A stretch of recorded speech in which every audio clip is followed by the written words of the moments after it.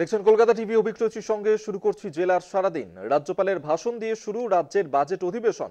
বিধানসভায় হাজির ছিলেন মুখ্যমন্ত্রী মমতা বন্দ্যোপাধ্যায়। 12ই ফেব্রুয়ারি বাজেট পেশ। সেদিন রাজ্যের শান্তি শৃঙ্খলা নিয়ে রাজ্যপাল বলেন, রাজ্যে আইন শৃঙ্খলা পরিস্থিতি শান্তিপূর্ণ ছিল। তিনি গর্বিত, দুর্গাপুজো, কালীপুজো সহ একাধিক উৎসব শান্তিপূর্ণভাবে ও যথোচিত মর্যাদার সঙ্গে পালিত হয়েছে। রাজ্যপালের মুখে শোনা গিয়েছে মমতা বন্দ্যোপাধ্যায়ের প্রশংসা। তার কথায়, মুখ্যমন্ত্রীর দূরদর্শী নেতৃত্বে বিগত 13 বছরে পশ্চিমবঙ্গ রাজ্যে অর্থনৈতিক বিকাশ ও অন্যান্য আর্থিক মাপকাঠির নিরিখে উল্লেখযোগ্য স্থানে রয়েছে। মুখ্যমন্ত্রীর সক্রিয় নেতৃত্বেই সকলের সার্বিক সমৃদ্ধির জন্য একটি যথাযথ ব্যবস্থা সুনিশ্চিত করার লক্ষ্যে প্রয়োজনীয় পদক্ষেপ গ্রহণ করছে রাজ্য সরকার। সিভি আনন্দ বোস জানান, তিনি সরকারের প্রাণবন্ত ও সহৃদয় নেতৃত্বের প্রতি সম্পূর্ণভাবে আস্থাশীল এবং তিনি আশাবাদী এই রাজ্য সমস্ত ক্ষতিকর ও নেতিবাচক শক্তিকে পরাস্ত করে এক প্রতিশ্রুতিময় আগামী দিনের লক্ষ্যে অগ্রসর হবে।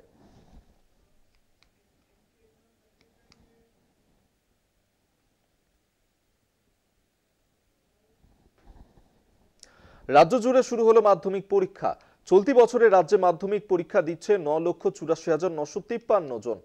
এর মধ্যে ছাত্রীদের সংখ্যা 5,55,950 জন ও ছাত্রদের সংখ্যা 4,28,803 জন। প্রশ্ন ফাঁস রুখতে একাধিক পদক্ষেপ মধ্যশিক্ষা পর্ষদের। 22 ফেব্রুয়ারি শেষ হবে মাধ্যমিক পরীক্ষা। এলাকায় বুনো হাতির উপদ্রব। মাধ্যমিক পরীক্ষার্থীদের বাড়ি থেকে পরীক্ষা কেন্দ্রে পৌঁছে দিল বন দফতর। বাঁকুড়ার বিষ্ণুপুর পাঞ্চেত বন বিভাগের উদ্যোগে হাতি করিডোরের রাস্তায় পরীক্ষার্থীদের সহায়তায় বন বিভাগ। প্রথম পরীক্ষা, এই যে বন দপ্তর তোমাদেরকে সাহস যোগাচ্ছে, পৌঁছে দিচ্ছে, এটা কেমন লাগছে? ভালো, খুবই ভালো। এটা তোমাদের কি একটা টেনশন কাজ করতো জঙ্গলে যখন হাতি আছে? কি কাজ করতো? হাতি ভয় থাকতো, অনেক কুয়াশা। আজকে মাধ্যমিক পরীক্ষার প্রথম দিন আছে। এখন মাধ্যমিক পরীক্ষা নেক্সট 12 দিন 10 দিন পর্যন্ত চলবে। তো to ensure the safety and security of the students, আমরা যে ইন্টেরিয়র ফরেস্ট এরিয়া যেখানে আমাদের স্টুডেন্টসরা পড়ে থাকে তাদেরকে এক্সাম সেন্টার পর্যন্ত পৌঁছে দেওয়া এবং ওইখান থেকে পিক আপ করে আবার ওদের বাড়ি পর্যন্ত পৌঁছে দেওয়া আমাদের স্টাফ সহিত আমরা এটা এনশিওর করছি। এবং এই কিছু রাস্তাগুলো আমাদের এলিফ্যান্ট করিডোরের মধ্যে পড়ে, এখানে রেগুলার হাতির একটা মুভমেন্ট আছে। তো আমাদের স্টাফ রেগুলার 24 আওয়ার্স পেট্রোলিং করছে এই পুরো এরিয়াতে এবং ক্লোজলি মনিটর করা হচ্ছে হাতির মুভমেন্টটাকে নিয়ে।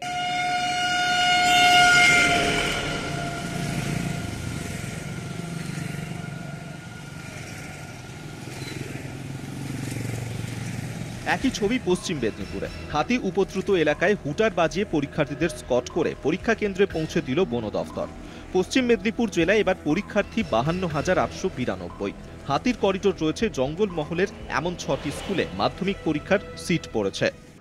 হাতির উপদ্রুত এলাকা, তো তার জন্য সরকারের নির্দেশ আছে আমাদের প্রত্যেকটি রাস্তায় যেখানে যেখানে পরীক্ষার্থীদের সিট পড়েছে জঙ্গলমহলের সব জায়গায় একই রকমেরই ব্যবস্থাপনা চলছে। এইভাবে নিয়ে গেলাম, আবার শেষ হবে তখন এইভাবে ফেরত নিয়ে যাবো। আবার আমাদের এখানে হাতি আছে, আমাদের এখানটায় হাতিটা আছে চারটা। আমাদের চাংলা রেঞ্জের মধ্যে 25 থেকে 30টা হাতি আছে। নৌকা করে চিনাই নদী পেরিয়ে পরীক্ষা কেন্দ্রে পৌঁছলেন মাধ্যমিক পরীক্ষার্থীরা। মৌসুনী দ্বীপের মৌসুনী কোঅপারেটিভ হাই স্কুলের মাধ্যমিক পরীক্ষা। চলতি বছরে এই স্কুলের মোট পরীক্ষার্থী 165। রাজ্যের অন্যান্য জেলার পাশাপাশি রাঙামাটির জেলা বীরভূমেও সোমবার থেকে শুরু মাধ্যমিক পরীক্ষা। পড়ুয়াদের জীবনের প্রথম পরীক্ষায় সাজো সাজো রব জেলা জুড়ে। জেলা প্রশাসন সূত্রে খবর, 2025 মাধ্যমিক পরীক্ষায় বীরভূমের মোট 47,300 জন পরীক্ষার্থী। এবারেও মাধ্যমিক পরীক্ষায় ছাত্রদের চেয়ে ছাত্রীদের সংখ্যাই বেশি। চলতি বছরে আলিপুরদুয়ারে মোট মাধ্যমিক পরীক্ষা কেন্দ্র 70টি। জেলায় মোট পরীক্ষার্থীর সংখ্যা 23,259 জন। জঙ্গল সংলগ্ন ও বনবস্তি এলাকা থেকে বন দপ্তরের গাড়ি করে পরীক্ষার্থীদের পরীক্ষা কেন্দ্রে পৌঁছে দেওয়া হয়। পরীক্ষা কেন্দ্রের ঘর খুঁজতে পরীক্ষার্থীদের জন্য কিউআর কোডের ব্যবস্থা। প্রত্যন্ত গ্রামের নওদা পাটিকাবাড়ি উচ্চ বিদ্যালয়ে অভিনব উদ্যোগ। রাজ্যের পাশাপাশি মুর্শিদাবাদেও প্রায় 95,000-এর কাছাকাছি ছাত্রছাত্রী মাধ্যমিক পরীক্ষায় বসছে। এই যে পরীক্ষার্থী 600-650-র কাছাকাছি পরীক্ষার্থী যে পরীক্ষা দিচ্ছে, তো এদের প্রত্যেকটা মোবাইলে এদের কোথায় রোল নাম্বার পড়েছে, কোথায় কোন ঘরে কত নম্বর ঘরে তার সিট, মানে প্রথম পরীক্ষার দিন পরীক্ষার্থীদের যেভাবে হয়রানি হতো, তো গার্জেনদের ঢুকে যেভাবে হয়রানি হতো, তার হাত থেকে বাঁচার জন্য একটা হেল্পলাইন খোলা হয়ে সেখানে প্রয়োজনীয় ব্যবস্থা গ্রহণ করা হয়েছে। আমরা ভীষণ খুশি গার্জেনরা। কিউআর কোড দিয়ে আমরা সোশ্যাল মিডিয়ায় জানিয়ে দিয়েছিলাম যে এটার মাধ্যমেই সহজেই অভিভাবক অভিভাবিকারা যারা উদ্বিগ্ন থাকে বা ছাত্রছাত্রীরা যারা ভাবে যে কোন ঘরে পড়েছে, কিভাবে পড়েছে, কোথায় সিট পড়লো, দোতলায় না তিনতলায়, সেটা অটোমেটিকভাবে আমরা শনিবার অ্যারেঞ্জমেন্ট করার পরেই আমরা শনিবারে সোশ্যাল মিডিয়ায় দিয়ে দিই আর কি। এগরার স্বর্ণময়ী গার্লস স্কুলে চিকেন পক্স নিয়ে মাধ্যমিক পরীক্ষা দিলেন এক পরীক্ষার্থী। পরীক্ষার্থীর জন্য বিশেষ ব্যবস্থা স্কুল কর্তৃপক্ষের। পৃথক ক্লাসরুমে মশারি টাঙিয়ে পরীক্ষার আয়োজন। মাধ্যমিক পরীক্ষার শুরুর দিনে রাজ্যের নানা প্রান্ত থেকে নানা ছবি উঠে এলো। একদিকে যেমন প্রশাসনের নানা তোড়জোড় চোখে পড়ল, অন্যদিকে কিউআর কোডের মতো অভিনব ব্যবস্থাও নজরে এলো। কলকাতা টিভি।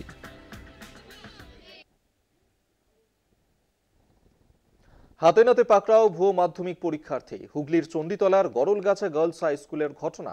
জানা গিয়েছে কুমিরমোড়া RKN হাই স্কুলের পরীক্ষার্থীর হয়ে মাধ্যমিক পরীক্ষা দিতে এসেছিল সে। তদন্তে চণ্ডীতলা থানার পুলিশ। হাতে নাতে পাকড়াও করা হয়েছে ভুয়ো মাধ্যমিক পরীক্ষার্থীকে। আজ থেকে শুরু হয়েছে মাধ্যমিক পরীক্ষা।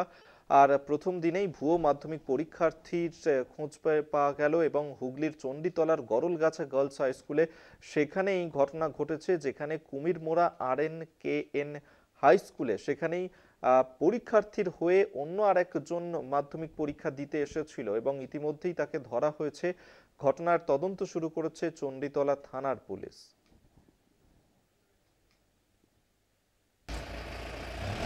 ব্যাপারটা হচ্ছে গরলগাছা গার্লস হাই স্কুলে রমানাথপুর কুবিরমোড়া হাই স্কুলের পরীক্ষার্থীরা পরীক্ষা দিচ্ছে। তার মধ্যে একজন আইডেন্টিফাই হয়।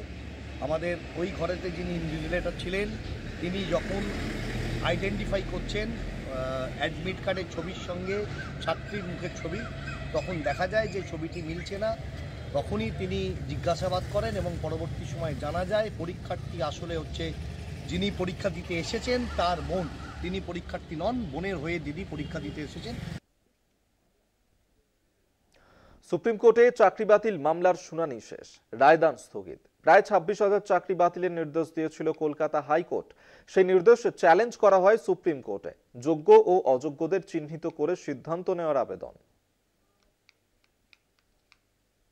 সুপ্রিম কোর্টে SSC মামলার শুনানি শেষ, রায়দান স্থগিত। রায়দান স্থগিত রাখলেন সুপ্রিম কোর্টের প্রধান বিচারপতি সঞ্জীব খান্নার বেঞ্চ।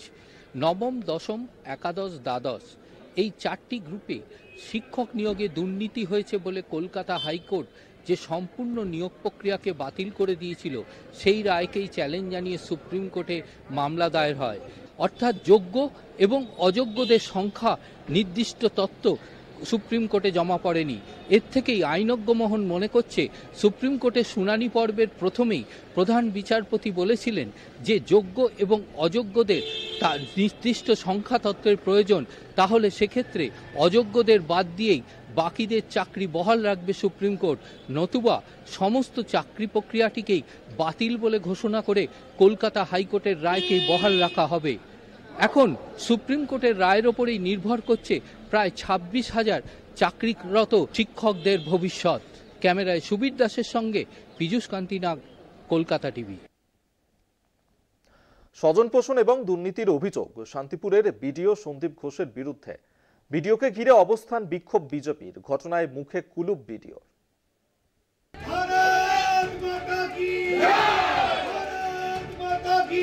পেশায় বিডিও সরকারি প্রশাসক, আচরণে তৃণমূলের প্রতিনিধি। অভিযোগ বিজেপির।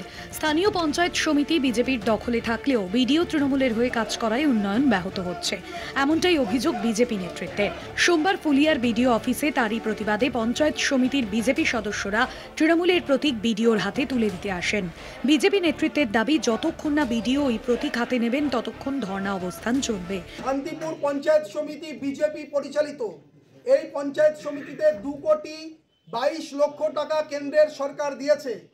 উনি সেই জেনারেল মিটিংয়ে, যে মিটিংয়ে আমরা সংখ্যাগরিষ্ঠ ছিলাম বিজেপির জনপ্রতিনিধিরা, সেখানে তৃণমূলকে সংখ্যাগরিষ্ঠ করবার জন্য তিনি ভোট দিয়েছেন, জয়েন্ট বিডিও ভোট দিয়েছে, অফিসাররা ভোট দিয়েছেন, দিয়ে তারা তৃণমূলকে সংখ্যাগরিষ্ঠ বানিয়েছে এবং এই টাকাটা টোটাল তৃণমূলের হাতে তুলে দিয়েছে।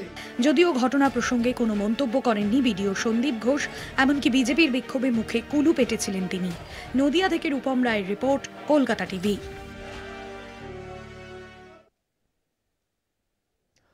দেউচা পাঁচমি নিয়ে ফের প্রশাসনিক বৈঠক। কেউ ভুল বোঝালে ডিএমকে জানান, আমাদের জানান, কথা দিচ্ছি কেউ ঠকবেন না, সবার ভালো হবে।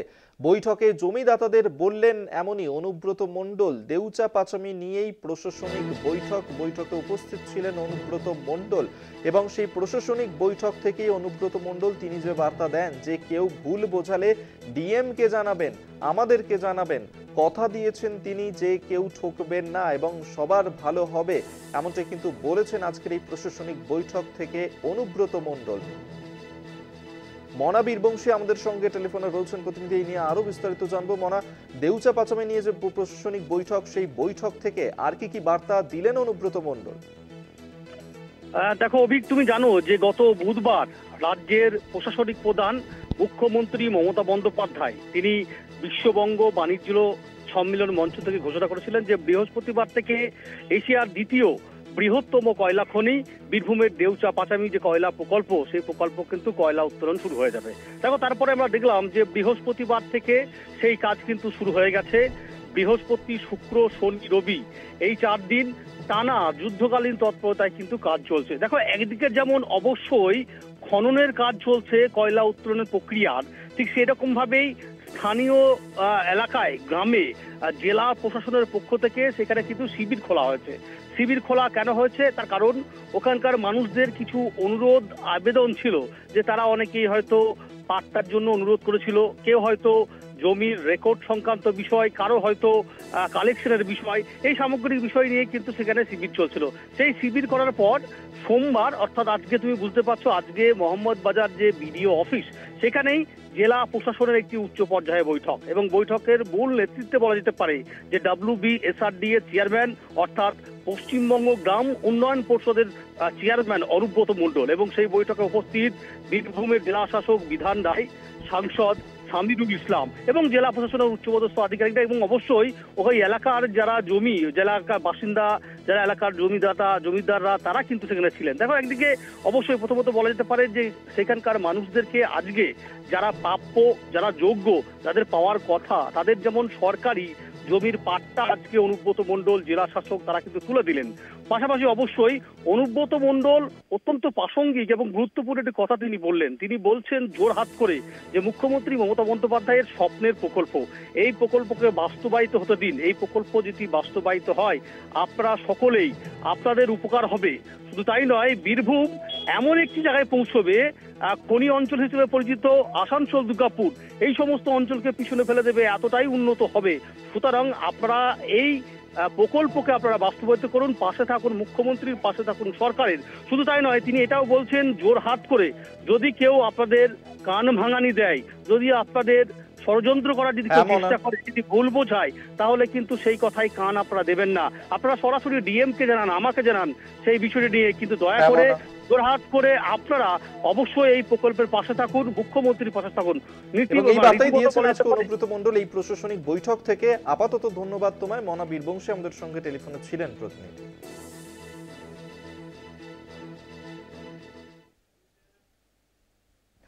নিয়োগ দুর্নীতি ও সমাজ বদল নিয়ে বাম ছাত্র সংগঠনের পোস্টার। মাধ্যমিক পরীক্ষা কেন্দ্রে এসএফআই এর পোস্টার ঘিরে চাঞ্চল্য। বীরভূমের শিউরির ঘটনা। জীবনের প্রথম বোর্ড পরিচালিত পরীক্ষা মাধ্যমিক। এবার রাজ্যে 9,84,953 পরীক্ষার্থী মাধ্যমিক দিচ্ছে। বয়সের হিসেবে রাজনীতি করার ছাড়পত্র এখনো মেলেনি তাদের। সেই পরীক্ষার্থীদের মাধ্যমিক পরীক্ষা কেন্দ্রে লাগলো রাজনীতির ছোঁয়া। শিউরির একাধিক সেন্টারে এসএফআইয়ের পোস্টার ঘিরে আলোড়ন। চাপ নিস না তোরা, ভালো করে পরীক্ষা দে, বাইরের সমাজ পরিষ্কার করার জন্য আমরা আছি। পোস্টারের ক্যানভাসে লেখা এমন বহু কথা, যার প্রতিটি অক্ষরে রয়েছে রাজনীতির খোঁচা। অপ্রাপ্তবয়স্ক পড়ুয়াদের কি এইভাবেই রাজনীতির অঙ্গনে আনার চেষ্টা চলছে? রাজনীতি করার জন্য যে পরিণত মন ও তীক্ষ্ণ বুদ্ধি থাকার প্রয়োজন, তার থেকে এখন তারা আপাতত দূরে। তবে কেন এমন প্রয়াস? বিষয়টি দেখার জন্য প্রশাসনকে অনুরোধ তৃণমূলের। শাসক দলের দাবি এসএফআই নোংরা রাজনীতি করছে মাধ্যমিক পরীক্ষা নিয়ে।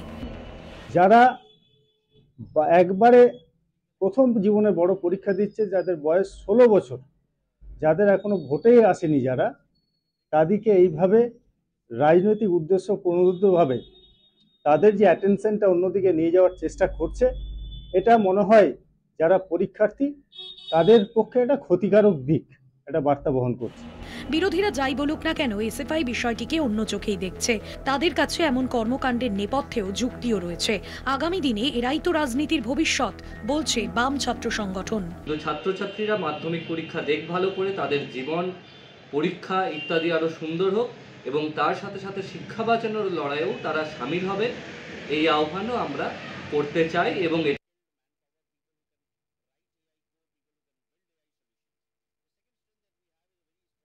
এই মুহূর্তে সাংবাদিক বৈঠক করছেন ফিরাদ হাকিম, সরাসরি নজর রাখবো। সেখানে আমরা লাগানো, এলইডি লাগানো, যেখানে এলইডি স্ক্রিনেও আসবে, আবার লেখাও আসবে যে বাসটা কত দূরে কত মিনিটে আসবে। আর সেকেন্ড, যেখানে যেখানে বাস স্ট্যান্ড আছে অথচ বাস টার্মিনাস নেই, মানে বাস শেল্টার নেই, শেড নেই, সেখানে কিছু শেড আমরা তৈরি করে দেবো ইমিডিয়েটলি। এইটা নিয়ে একটা মিটিং হয়েছে, যেটা একটা সমন্বয় coordination meeting, transport department mainly, তার সাথে ক্যালকাটা কর্পোরেশন, 3টে কর্পোরেশন এবং আইটি ডিপার্টমেন্ট নিয়ে আজকে আমরা একটা মিটিং করলাম, যেখানে আমরা নেক্সট কিছুদিনের মধ্যেই ট্রান্সপোর্ট ডিপার্টমেন্ট তারা যে 12টা রুটের বাস যাবে তাদের ড্রাইভারদের একটা প্রশিক্ষণ শিবির তৈরি হবে, যেখানে প্রশিক্ষণ দেওয়া হবে এবং তারপরে আমরা এই বাসগুলো ওখানে এলইডি লাগাবার পরে আমার মনে হয় যে 2-1 মাসের মধ্যেই আমরা এটাকে চালু করে দিতে পারবো। ডিভাইসগুলো কারা প্রোভাইড করবে? ডিভাইসগুলো আইটি ডিপার্টমেন্ট প্রোভাইড করবে, আর চালাবেন হচ্ছে ওরা, মানে ট্রান্সপোর্ট ডিপার্টমেন্ট এটাই চালাবে। ড্রাইভ ড্রাইভিং করছে না, অ্যাপের মাধ্যমে আমাদের জিও ট্যাগিং থাকবে, সেখান দিয়ে বাসটা ওভারটেক করছে কিনা, যাচ্ছে কিনা, যত মিনিটে যাওয়ার কথা, জিপিএস ট্র্যাকিং থাকবে, সেখান দিয়ে যাচ্ছে কিনা, কতটা টাইমে যাওয়ার কথা, কতটা টাইমে যাচ্ছে, সবটাই আপনিও নিতে পারেন, আপনিও সেই বাসটা লোড করে আপনি নিতে পারেন। এর আগে যে পথসাথী বা ওই ধরনের যে অ্যাপ ছিল তার থেকে না, ওই পথসাথী অ্যাপসটা তো আলাদা, এটা হচ্ছে অপারেশন অ্যাপ। কি নাম দেওয়া হচ্ছে কিছু ঠিক হয়নি? এখনো নাম ঠিক হয়নি। বলছি বাস স্ট্যান্ডগুলোতে একটা বিষয় দেখা যায়, গতবার যে এসি বাসগুলো বাস স্ট্যান্ড করা ছিল, চুরি হয়ে যাওয়ার একটা প্রবণতা থাকে, এক্ষেত্রে যদি সিকিউরিটি এখানে আমরা দিয়েছি এবং সেই জন্য পুলিশের হেল্প নিচ্ছি, যাতে বাস স্ট্যান্ডগুলো রক্ষণাবেক্ষণ পুলিশ করে এবং আমরা খুব মডার্ন ওয়েতে বাস স্ট্যান্ডগুলো করবো, যেখানে বাসগুলো স্ট্যান্ডে কলকাতার দেখতেও একটা সুন্দর হয়ে যাবে আর একটা অ্যাডেড, এবং সেই বাস স্ট্যান্ডগুলোর মধ্যে মানুষ যাতে দাঁড়িয়ে বর্ষাকাল হোক গরমকাল হোক সেখানে থাকে। এখন সবকটাই সরকারি হচ্ছে, আস্তে আস্তে আমরা বেসরকারি নিয়েছি পাইলট প্রজেক্ট হিসেবে এয়ারপোর্ট থেকে, ওখানে সরকারি বেসরকারি সব বাস নেওয়া হয়েছে, যাদের আমরা ওই অ্যাপের মাধ্যমে ট্র্যাকিং করি। উদ্দেশ্য একটাই যে অ্যাক্সিডেন্ট কমিয়ে আনা, অ্যাক্সিডেন্ট জনিত ক্ষয়ক্ষতি, মানুষের মৃত্যু, এগুলো কমিয়ে আনা। 2016 সাল থেকে মাননীয় মুখ্যমন্ত্রী সেভ ড্রাইভ সেভ লাইফ এই ভাবনা যুক্ত করেছিল রোড সেফটির সাথে। তার আগে থেকে যে অ্যাক্সিডেন্টের পরিমাণ ছিল সেটা অনেকটা কমেছে, তবুও একজন মানুষের মৃত্যু অ্যাক্সিডেন্ট এবং ওই কারণে এই সেভ ড্রাইভ সেভ লাইফ এই ভাবনা যুক্ত হওয়ার পর থেকে 2016 সালের পর থেকে অ্যাক্সিডেন্টের সংখ্যা এবং মৃত্যুর সংখ্যা অনেকটা কমেছে। তবুও একটি অ্যাক্সিডেন্ট বা মৃত্যু তো আমাদের কাছে কাম্য হয় না। আপনারা সকলেই এটা প্রচার করেছিলেন যে বেশ কয়েকদিন আগে বেপরোয়া বাস চালিয়ে 2টো দুর্ঘটনা ঘটেছিল এবং মৃত্যু হয়েছে, এবং মাননীয় মুখ্যমন্ত্রী প্রচন্ড উদ্বিগ্ন হয়েছেন সে ব্যাপারে, আমাদের নির্দেশ দিয়েছিলেন, আমরা তাই নিয়ে বসেছিলাম। এখন যেটা আমরা করতে চলেছি সেটা হলো একটা অ্যাপ তৈরি করা।